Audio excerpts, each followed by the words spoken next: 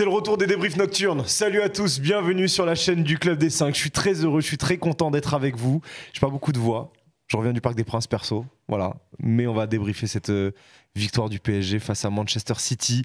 Ça va être bien, ça va être intéressant. On va parler de ce match-là et des conséquences de ce match-là sur la suite de la saison du Paris Saint-Germain notamment. Walid Cherchour est avec moi. Salut Romain, salut à tous. Ça va? Ça va très très bien, content de retrouver les locaux. Oui, ça faisait longtemps que ça tu étais venu. Ça faisait longtemps, je suis revenu pour la bonne cause. Ouais. T'aimes bien les débriefs nocturnes comme ça? Ouais, pour une bonne nouvelle. Moi, je suis plus là la nuit que la journée. C'est bon, t'as passé une bonne soirée? Ouais, très très bonne soirée. Une soirée qui va être, on l'espère, mémorable pour le Paris Saint-Germain parce que maintenant, il va falloir terminer le travail. Terminer le travail, c'est se qualifier. Exactement, et puis essayer d'aller le plus loin possible dans cette Ligue des Champions pour reparler de cet acte fondateur. Ouais. Mohamed Faiz est avec nous. Comment ça va? Ça va très très bien. Vraiment, on a vécu une soirée au parc comme on n'en a pas vécu depuis des années. Des années peut-être, j'abuse un peu, mais en tout cas, ça fait très longtemps qu'on n'avait pas vu un match comme ça, une soirée comme ça. Très content parce que la dernière fois que j'étais venu pour un débrief nocturne, ça s'était mal passé. C'était une élimination, je sais plus, c'était le Bayern. Dortmund. Ouais, Dortmund sûrement. Donc là, au moins, c'est une bonne nouvelle. Donc ouais, très content. Ouais, ça fait du bien. Ça fait du bien de faire des débriefs nocturnes. Moi, j'aime bien, ça faisait longtemps aussi. On est content d'être là. On va parler de ce match donc du Paris Saint-Germain face à Manchester City, cette victoire 4-2, un match fou en termes de scénario, un match plaisant aussi, mine de rien, dans la pluie du Parc des Princes, parce qu'il pleuvait à torrent, mais il pleut à torrent depuis midi à Paris jusqu'à la fin du match, il a plu. Et ouais, on a eu un match un peu dingue, un scénario un peu dingue. Ouais, un match dingue où on s'est dit pendant la rencontre que le PSG était encore maudit, qu'il y avait encore une malédiction qui s'abattait sur ce club, sur cette équipe. Après une première mi-temps, je trouve, de très grande qualité. On a toujours eu les mêmes problèmes avec le PSG, ce manque de finition, ce manque de réussite aussi, avec le but hors jeu, le Guardiol qui va sauver sur la ligne cette frappe de Fabien Ruiz. Et derrière, juste au retour des vestiaires, ces deux buts un peu contre le cours du jeu. Grealish qui n'a pas marqué depuis 1 an et demi, qui va marquer comme ça dans ton stade.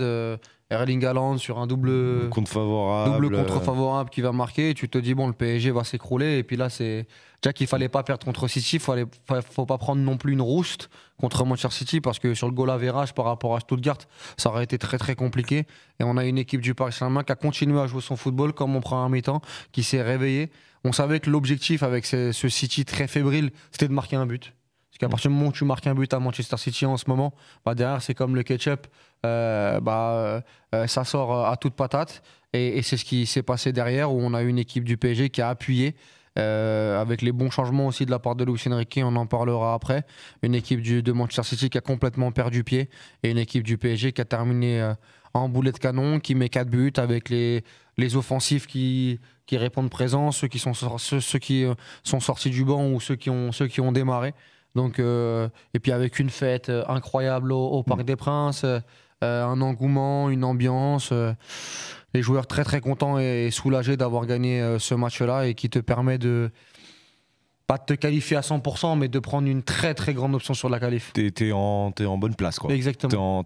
Et le 4-2, même s'il faut pas oublier, t'as raison d'en parler, mais le 4-2 te fait gagner une place, en fait, entre le moment où il y avait 3-2 et le moment où le but a été validé. T'as gagné une place parce que en fait t'es passé devant le Sporting à la différence de but. Et donc en fait c'est donc une équipe de plus qui doit faire mieux que toi la semaine prochaine pour pouvoir même si dans se qualifier. Même si dans cette énergie positive, il ne faut pas oublier que ce que fait le Paris Saint-Germain, se qualifier dans le top 24, c'est la normalité. C'est censé être la normalité. Et c'est le minimum. Maintenant, de battre City comme ça, après avoir perdu 2-0, ça, c'est pas la normalité. C'est-à-dire que quand on avait coché les matchs, on n'avait pas forcément coché victoire contre City. Exactement. On va venir sur plein de thématiques dans cette rencontre, des thématiques individuelles, des thématiques collectives également.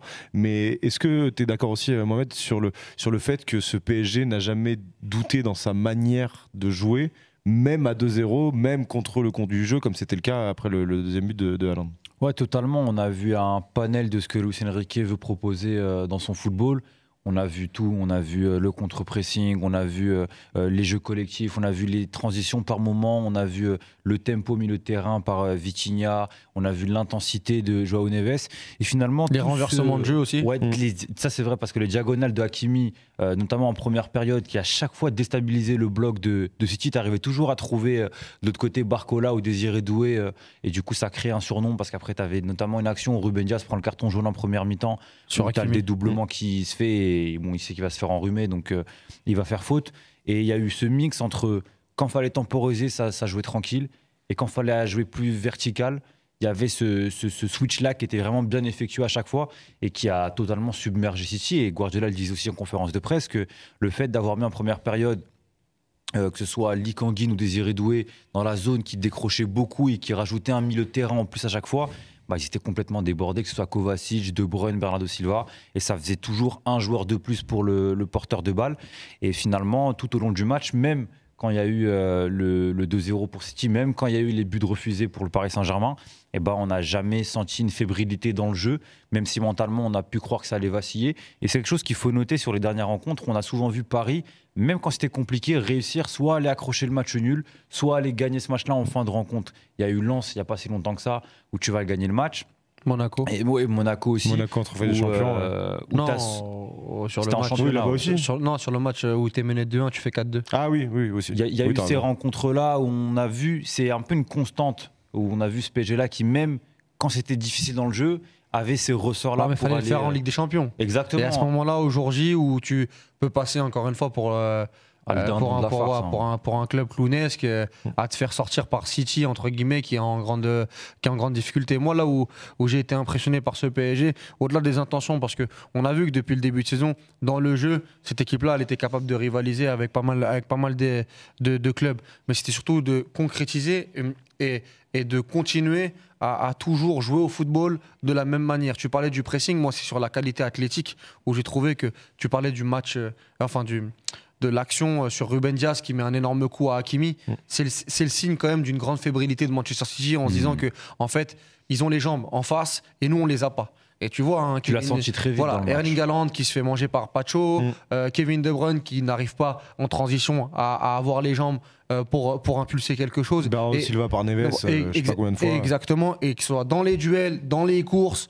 Tu sens, hormis Akanji sur Nuno Mendes sur le but qu'il le dépose, on a beaucoup de duels gagnés par les Parisiens face à une équipe, on le sait, Manchester City qui est cramé complet, mais il fallait le montrer sur ce jour-là au bon moment, à l'instant T. Et ça, le Paris Saint-Germain a réussi à le faire, même sur les entrants, la bataille des entrants. Grealish marque. Mais sinon, quand on compare avec la rentrée d'Ousmane Dembélé, la rentrée de Ramos, notamment la rentrée de Warren Zaïre-Emery, que j'ai trouvé aussi très bonne. Dans la lecture de match de Luis Enrique, il y a eu un match en 2 temps. Alors, est-ce que c'était programmé?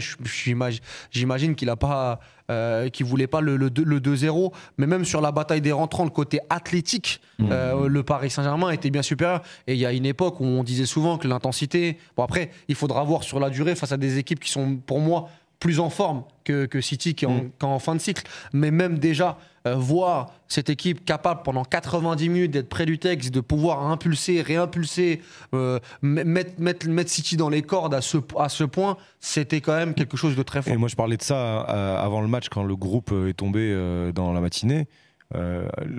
Cette intensité-là est possible aussi parce que ton effectif est complet. Ouais. En fait, tu as tous tes joueurs qui sont dispo à un moment important. Ça n'a pas toujours été le cas dans l'histoire du PSG. Tu as un choix fort de Luis Enrique de mettre Ousmane Dembélé remplaçant. Moi, les infos que j'avais, c'est que Ousmane Dembélé voulait jouer, mais que Luis Enrique estimait qu'il n'était pas à 100%. Il a peut-être juste 45 minutes dans les jambes à ce niveau-là. Et qui voulait, qui impulse quelque chose qui impulse quelque chose sur 20 minutes, 30 minutes, 45 minutes. Et ça aussi, c'est la force d'un coach de pouvoir se dire que non, j'ai d'autres solutions pour incarner ma compo de départ et je le fais. Et sur la finalité du match, il est gagnant. Tiens, c'est intéressant que tu parles de ça justement. On peut voir la composition d'équipe de Luis Enrique ce soir face à Manchester City, où effectivement, il y a des choix qui, au moment où on voit la compo, peuvent poser un peu question. Ah oui, on n'est pas sûr. Pas du tout. Moi, avec Walid, on s'était vu dans la journée, je t'avais dit que j'étais plutôt serein. Enfin, j'avais une impression plutôt positive. Quand je vois la compo, je le suis beaucoup moins. C'est-à-dire que, effectivement, il y a les interrogations Fabian Ruiz et Canguilny qui font pas le meilleur match non plus. Hein. Alors Fabian Ruiz, il y a quelques moments où il fait des renversements de jeux qui sont intéressants en première période, etc. Mais il y a sa frappe qui est ratée. Il y a aussi un début de match qui a été compliqué. Canguilny il apporte pas grand-chose non plus. Même si Lee Kang-in sur le premier mi-temps, je l'ai pas trouvé non plus. Je l'ai pas trouvé infamant les deux. Pour le coup. Non, infamant non. Mais peut-être un tour en dessous. Bien senti aussi. Oui, peut-être. Mais c'était pas sur la tête de Joao Neves, la première action, c'est le passage de lui. Mais du coup, c'est des choix qui sont. Est-ce que c'est les choix qui sont validés parce que en plus les entrants après ont apporté quelque chose, ou c'est des choix validés parce que dès le début on a vu un Paris Saint-Germain qui était dans son match et dans sa rencontre comme il le fallait? Pour moi, c'est tout à la fois. Dès lors que Bernardo Silva et Guardiola te disaient en conférence de presse d'après-match que Paris a été au-dessus dans tous les compartiments, c'est qu'il y a quelque chose à un moment donné où le coach il a fait son travail. C'est-à-dire que Luis Enrique, on a pu à des moments donnés taper sur sa gestion de match. On disait oui, voilà, Newcastle, on comprend pas ce qu'il fait. Dortmund, on comprend pas ce qu'il fait. Là, pour le coup, il a refait une sauce à sa manière. Et ça a fonctionné. Ça a fonctionné d'une part parce que sur la première mi-temps, City, à part sur 2-3 situations, la frappe de De Bruyne que Donnarumma arrête en première période et 2-3... c'est un cas isolé. Oui, voilà, on n'est vraiment pas sur quelque chose de probant. C'était une mi-temps à sens unique. Et la deuxième, bon, il y a à part les 10 premières minutes où City met ces 2 buts-là un peu contre le cours du jeu, Paris n'a jamais souffert du match face à City. À aucun moment, on a senti plus Paris sur les en difficulté. Sur les choix, si Fabian Ruiz, avec des si, mais si Fabian Ruiz marque son but sur Guardiola, ça justifie tout. Il marque pas. mais c'est-à-dire qu'il marque pas, mais à ce moment-là. Même Lee Kang-in sur le premier but, c'est lui qui décale, qui envoie Nuno Mendes. Exactement. Donc sur le but refusé d'Hakimi notamment, à ce moment-là, on dit que les choix sont extraordinaires et sont payants de la part de Luis Enrique. La même chose, au-delà des rentrants. Même si Barcola, pour moi, sa première mi-temps, elle est insuffisante, mais celui qui rallume la lumière, c'est lui. C'est un titulaire. Doué sur le deuxième but, celui qui touche la barre. C'est lui. Sur la première mi-temps, l'un des plus dangereux, c'est quand même Doué. Même si c'est sur des frappes un peu angle fermé. Pas des frappes démagogiques, mais des frappes où je dois frapper. Mais il le fait. C'est lui qui. C'est un des seuls à avoir du caractère sur la première mi-temps. Donc voilà, et puis après derrière, il y a la lecture de match où moi, tu connais mon avis sur Ramos. Moi, je pense que Ramos est beaucoup plus impactant en sortie de banque. Il y a une stat là-dessus où il a plus marqué en sortie de banque qu'en titulaire. Moi, je le pense. Et là encore, il le montre aujourd'hui. Et t'as Guardiola qui te dit en conférence de presse que l'histoire du faux neuf. On peut la voir, la déclaration de Pep Guardiola, où alors lui et notamment Bernardo Silva, t'en parlais, ont complètement assumé le fait d'être dépassé par le Paris Saint-Germain sur cette rencontre. Donc là, on peut la voir, la déclaration de Guardiola. Avec leur faux neuf, ils ont réussi à avoir un joueur supplémentaire dans cette position. Ils ont gagné aujourd'hui, mais ils ont déjà joué des matchs comme ça. J'en avais déjà vu. On pouvait pas être mieux aujourd'hui. Manchester City pouvait pas être mieux face à ce Paris Saint-Germain et cette manière de jouer du Paris Saint-Germain. J'aimerais qu'on aborde un ou deux cas individuels et puis après on parlera potentiellement de la suite pour le PSG. Faut parler de Joao Neves quand même. Wow. Faut quand même parler de Joao Neves. On parle des joueurs qui peuvent faire passer un cap à ce Paris Saint-Germain depuis que le projet jeune entre guillemets est arrivé. En fait, il y a un jeune qui arrive là, qui aujourd'hui, donc c'est 7 tacles réussis sur 7 tentés, c'est 2 passes clés, 1 but, c'est 10 duels gagnés sur 15, il fait moins d'1m80, Joao Neves, c'est un but de la tête.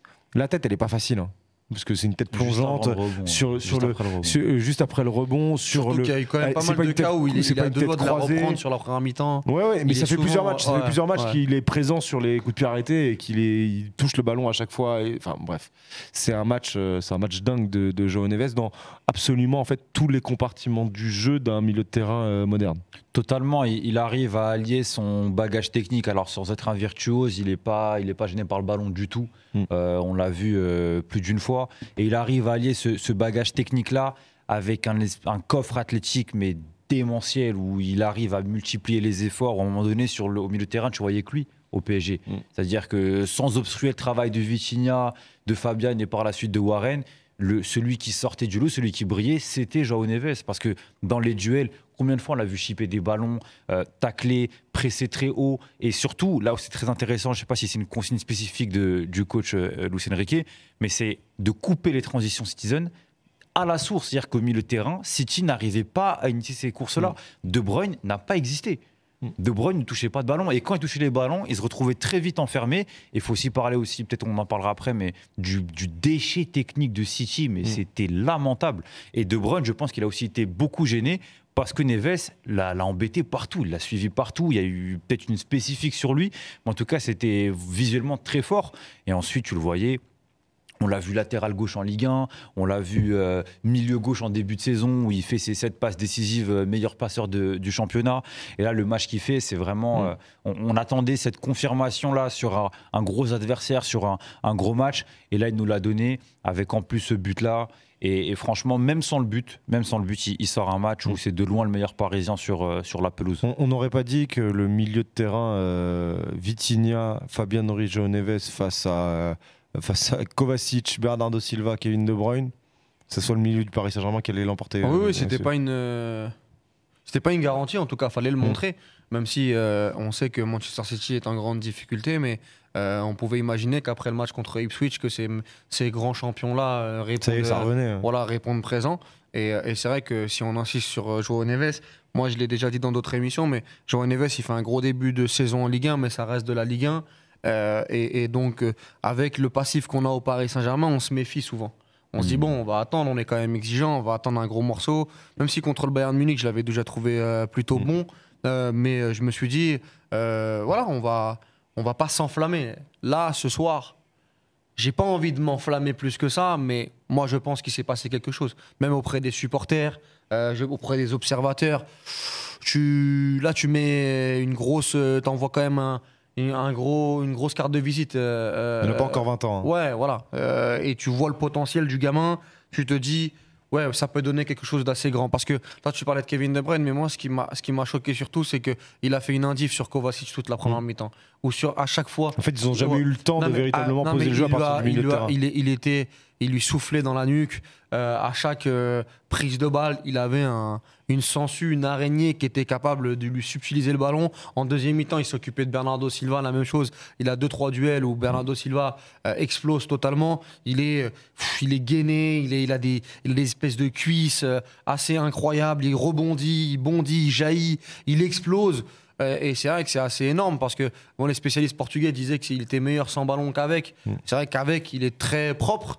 Mais c'est pas c'est pas ce qui se fait de mieux. Mais par contre, sans ballon, comment il arrive à nettoyer la zone du terrain du PSG, et même dans ce que demande Luis Enrique de plonger, d'être le voltigeur, d'aller chercher, chasser pour récupérer des ballons très très hauts, il est hyper important. Et c'est vrai que ce soir, même si tu as 3 sur 10 sur chaque œil, tu vois sa performance. Hein. Ah ouais, non, c'est assez fou. C'est assez fou. Et du stade, c'est impressionnant de le voir. En fait, tu le vois, t'as l'impression qu'il est en retard, qu'il est loin de l'action au moment où le ballon peut potentiellement arriver. Et puis en fait, il se retrouve toujours au bon endroit, au bon moment. Et sur les coups de pied arrêtés, c'est encore plus le cas. Parce que, sur le but d'Hakimi, je crois que c'est lui qui fait la passe, qui claque juste un peu avant. Sur Anuno ouais, je crois. Non, je crois que c'est vraiment Lee Kang-in. Ok, on va vérifier. Il me semble que c'est autre joueur, et je trouve que ça va faire un lien aussi sur le caractère de l'équipe du Paris Saint-Germain, mais j'ai envie de parler un peu de Bradley Barcola. Parce que tu parlais de sa première heure que tu trouvais, ou sa première période que tu trouvais un peu insuffisante, et c'est vrai que pendant le match, tu te dis... mais en fait, Barcola, il sait qu'il peut accélérer, qu'il est rapide, etc. Il est face à Matheus Nunes et il se passe rien. Bah c'est ça. Donc, alors que c'est la zone, normalement, qui doit être ciblée pour faire mal à Manchester City. Mais est-ce que c'est pas le symbole, du coup, Barcola, qui donc se retrouve avec ce Paris Saint-Germain-là à 2-0 sans être flamboyant, est-ce que c'est pas le symbole de ce PSG-là qui arrive à prendre son destin en main et à... Ouais, c'est un peu le... Je suis à Roland, je perds 2-7-0, j'ai pas joué, en fait. J'ai pas joué, je prends 6-3, 6-3, à un moment donné, il faut que je lâche mes coups. Et c'est vrai qu'on a eu le sentiment que quand il fait le petit pont à Matheus Nunes, à ce moment-là, là, il a quand même la 86 et que c'est quand même le... Là, il y a de l'espace, ouais. C'est quand même le meilleur... la meilleure version de Barcola quand il arrive lancé comme ça dans la surface de réparation et il fait la bonne passe au bon moment. Et la réalité, c'est que à ce moment-là, c'est ce qui déclenche tout derrière, quoi. Ça déclenche la dégringolade pour Manchester City, l'espoir pour le Paris Saint-Germain d'aller au moins accrocher un nul. Et puis surtout, un Paris des Princes qui à ce moment-là est en fusion. Tu vois. Ouais. T'as l'impression aussi qu'il représente un peu ce regain de caractère ou pas? Totalement, parce que autant sur la première période, Paris était très cohérent collectivement, mais individuellement, à part Neves qui avait un travail beaucoup plus besogneux, tu n'avais pas vraiment d'instigateur, d'attaque vraiment tranchante. Même Hakimi était un peu moins en vue à ce niveau-là. Et tu sens que, tu le vois à la caméra, hein, le contrôle, il arrive, tu te dis là, il va se passer quelque chose. Là, tu sens que ça va être vraiment dangereux. Et je pense que Barcola, ça va être aussi un joueur de momentum, où c'est un joueur très interrupteur, où dès qu'il va allumer, ça va partir. Et on l'a vu qu'il a eu une période beaucoup plus compliquée, où il avait marqué pendant plusieurs semaines. Là, il est sur 3 buts et 3 passes décisives sur les 3 derniers matchs, que ce soit Espali, Lens et City, sur des matchs qui n'ont pas été faciles. Lens, tu as été mené au score. Espali, même si le match, voilà, ça reste une faible adversité, tu as mis quand même quelques coups et fallait répondre de la bonne manière. Et là, face à Manchester, il a aussi répondu. Et on a vu, en tout cas sur le terrain, ce qu'il a proposé, que même après son but, dès qu'il a senti qu'il a mis Nunez dans le vent, il a continué, quoi. Il a continué, il a commencé à lâcher les chevaux. Et j'espère qu'il va continuer aussi sur les prochaines échéances à beaucoup plus se libérer. Parce que dès tu le sens qu'il a dans les jambes ce feu, peut-être qu'il rongeait son frein, etc., que c'est un peu plus compliqué. Et l'année dernière, c'est aussi là où, face à Barcelone, il y a ce déclic. Et après, ça explose sur la fin de saison aussi. Donc peut-être qu'on va avoir un parallélisme là-dessus. Mais ouais, Barcola était vraiment, pour et puis moi, on l'attendait, c'est quand même le 7e match flamme. où il n'avait pas été décisif. Et enfin pour Bradley Barcola. Et puis maintenant, il va devoir vraiment le faire et devoir être décisif, parce qu'il y a un mec qui vient d'arriver qui peut jouer potentiellement à son poste. Donc, peut-être que ça va lui être bénéfique aussi. C'est un peu parce qu'avoir un Barcola qui rentre les 25 dernières minutes, ça peut être aussi une très bonne chose pour le PSG. Juste, t'en parlais un petit peu de cet aspect match fondateur, c'est aussi notre liner. Est-ce que tu as l'impression que ouais, alors c'est à confirmer par une qualification, une concrétisation via une qualification, mais tu as l'impression qu'il s'est passé un truc aujourd'hui ou pas? Ouais, mais moi j'étais très critique envers le PSG en début de saison, parce qu'il y avait des matchs, l'histoire de la finition, quand c'est face à Girona ou face au PSV Eindhoven, moi je peux pas l'entendre en fait. Le contenu très très bien, etc. C'est des matchs que tu dois gagner quoi qu'il arrive, et tu dois montrer ta supériorité. Et je le suis de moins en moins depuis le match contre Lyon, où je trouve qu'il s'est passé déjà quelque chose. Lyon qui arrive normalement avec une hype fin 2024 assez intéressante, et tu fais 70 minutes de grande qualité. Derrière, la même chose, la première mi-temps contre Monaco à Louis II, tu montres encore une fois ta supériorité. L'histoire de Dembélé en faux numéro 9, moi j'ai souvent dit que j'aimais beaucoup, parce que je trouve que Dembélé, ça le rapproche du but, et que Dembélé a moins... Il l'a dit lui-même. Ouais, en fait, a moins... à créer sur 25-30 mètres et à perdre sa lucidité, comme sur le but contre Lyon notamment, là le but de ce soir. Et je pense qu'il peut même arriver lancé. Et tu vois, avoir des 20-25 minutes où il est faux neuf et il peut terminer à droite avec Gonzalo Ramos, comme contre Monaco, comme contre Lyon, comme ce soir. Moi, je pense que ça peut faire du mal à la défense. En plus, quand tu vas rajouter un Guevara. Donc, ce qu'a fait Luis Enrique sur ces changements-là, et aussi les joueurs qui ont haussé le niveau, je trouvais qu'il y avait une vraie amélioration à confirmer sur les matchs qui arrivaient. Là, bon, ils font ce match-là qui doit être fondateur. Après, si on revient la semaine prochaine et que tu te fais éliminer contre Stuttgart, pareil, on aura l'air d'être bien con. Ce match, il aura servi à... On fera d'autres débriefs nocturnes. Voilà. Il aura servi à rien. Mais maintenant, aller en 16e de finale, battre Stuttgart, parce que j'espère qu'ils vont quand même battre Stuttgart, ou en tout cas faire un gros résultat. L'arrivée de Guevara... Ouais, ça donne quand même un changement de prisme sur la saison, sur le Paris Saint-Germain. Aussi alors on va pas passer de j'ai du mal à croire à l'élimination, ils vont gagner la Ligue des Champions.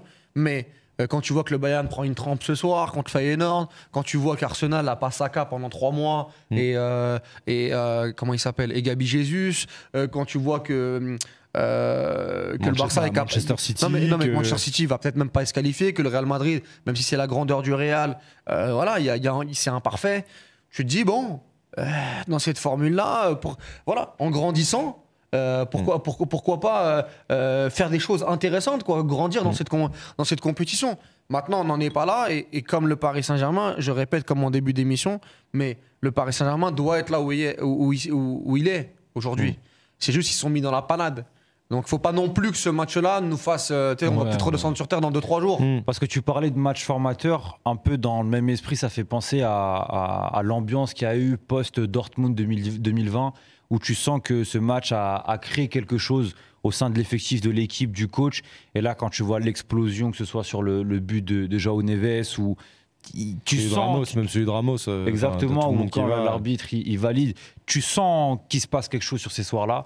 Et le truc, c'est que tu dois le valider par la suite, en fait. Oui, parce qu'avec le PSG, on a eu, sur les dernières années, tu parlais de Dortmund, il y avait aussi Liverpool 2019, où il y avait eu un match fondateur, etc. Et derrière, bon, tu te fais éliminer contre Manchester United, en huitième de finale. Tu avais eu... le match, quel match il y avait eu que ce soit le Real Madrid. Non, mais là, le Real Madrid 1-0. Oui. Tu t'écroules par la suite. L'année dernière, le Barça. On était là en disant, bon, c'est bon, là, ça va aller en finale de Ligue des Champions. Tu joues contre Dortmund. Bon, ton match fondateur, tu fais 2 matchs derrière contre Dortmund, hyper décevant. Donc, ça aussi, il faut qu'on soit mesuré et qu'on voit par la suite. J'ai Fares Hachem qui nous expliquait avant l'émission que si tu gagnais contre Stuttgart, tu pouvais taper une grosse équipe. Mais surtout, être en huitième de finale, avoir le premier ou le deuxième, donc Barça ou Liverpool. Donc voilà, on verra, on n'en est pas là. Le chemin est périlleux quand même. Le chemin va être... Tu vas avoir 2 matchs en plus en 16e. Tu vois, t'es pas... Bon, après, faudra faire le bilan à la fin. T'as 10 points d'avance en Ligue 1, donc tu peux laisser un peu plus... T'es un peu plus tranquille. Bon, il y a la Coupe de France qui va se rajouter. On va pas non plus...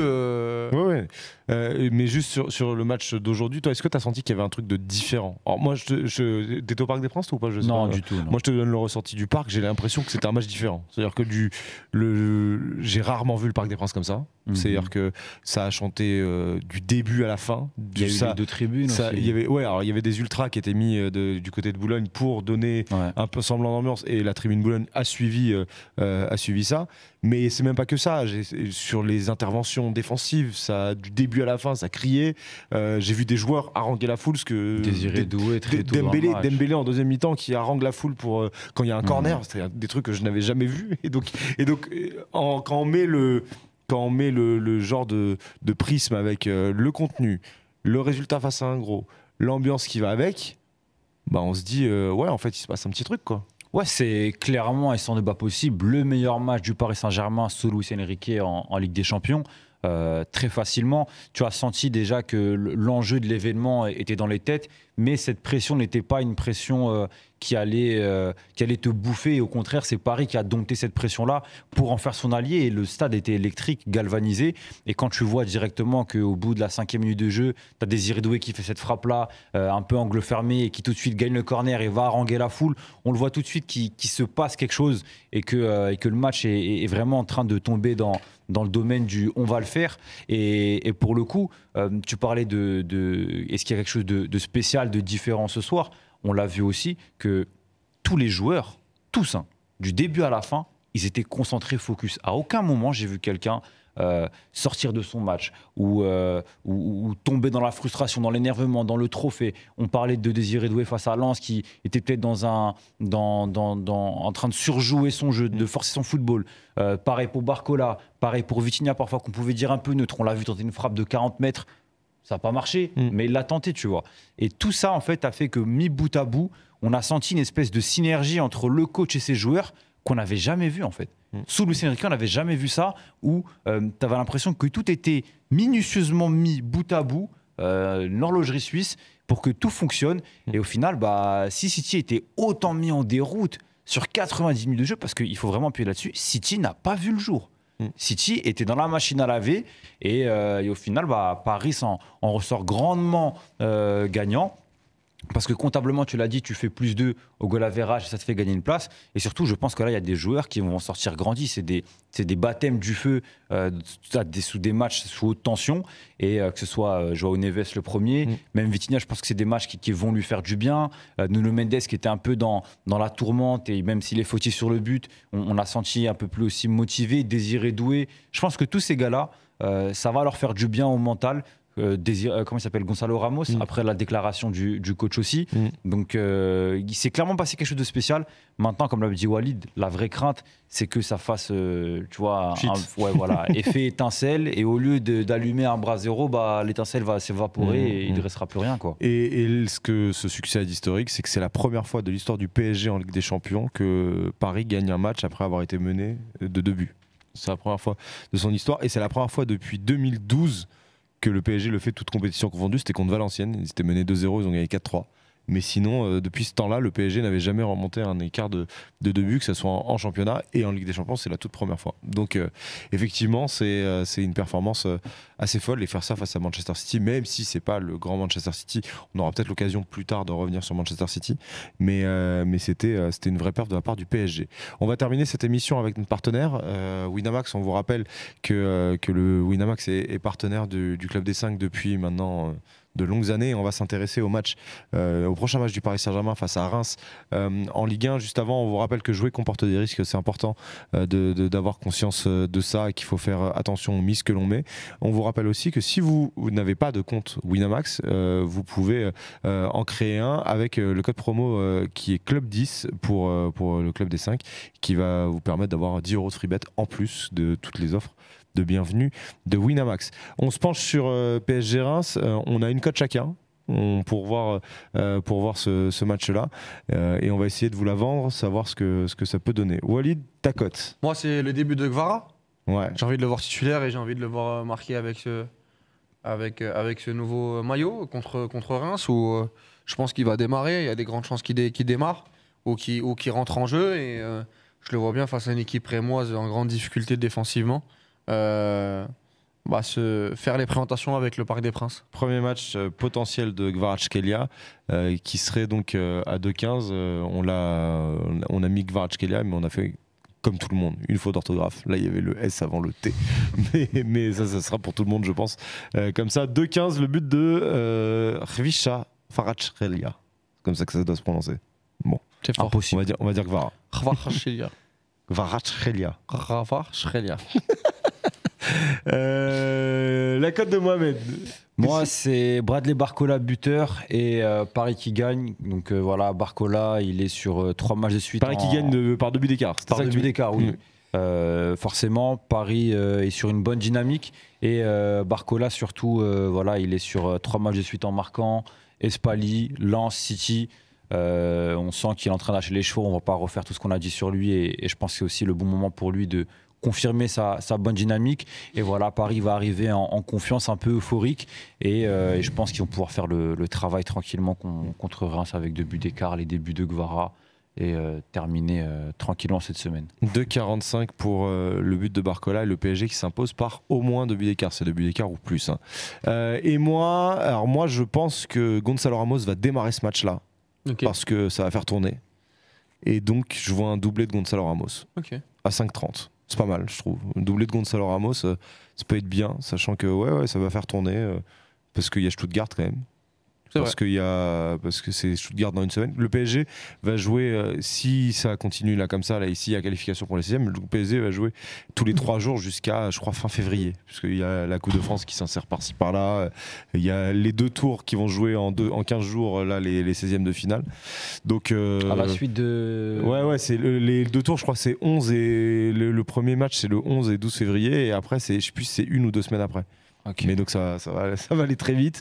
Il y a la Coupe de France qui va se mettre en semaine ou un jour sur... Enfin donc bref, il va falloir faire tourner, il va falloir que tout le monde joue, et donc doublé de Gonzalo Ramos, 5,30, c'est pas mal pour un doublé de Gonzalo Ramos. S'il est titu contre Reims, c'est cool. Voilà, c'est bien. C'est-à-dire c'est fini les matchs le 14 février. Ouais. Normalement, là cette année, il y a la Saint-Valentin, on est tranquille. Okay. Vraiment, on est bien. Voilà pour ce débrief nocturne de PSG Manchester City. Merci à tous ceux qui ont été avec nous sur la chaîne du Club des 5. N'hésitez pas à nous mettre des petits pouces bleus, nous mettre des likes. On est là, on prend notre temps pour venir le soir tard, mais on le fait parce qu'on kiffe en vrai. On vous aime et on nous aime. On aime le foot, on aime le foot. Ouais. On est surtout fait après pour ça. Des matchs comme ça. Ouais, c'est quand même cool. De toute façon, on n'aurait pas dormi, donc il n'y a pas de raison. Merci à tous ceux qui nous écoutent en podcast. Il y en a énormément. Merci à tous ceux-là. Vous l'aurez donc demain matin dans vos transports. Donc c'est très bien pour vous. On va se donner rendez-vous très vite sur la chaîne du Club des 5. Il y a des interviews qui vont tomber. Est-ce qu'on fait un spoil ou pas? Non. Non, on fait pas de spoil. On fait pas de spoil. Ouais. Ok, ça va être bien. Ça va être très bien. Passez une très très belle soirée. Merci Mohamed, merci Walid, merci Faraz Hachem qui a préparé et réalisé cette émission. Et à très vite sur la chaîne du Club Ciao. 5. Bonne soirée.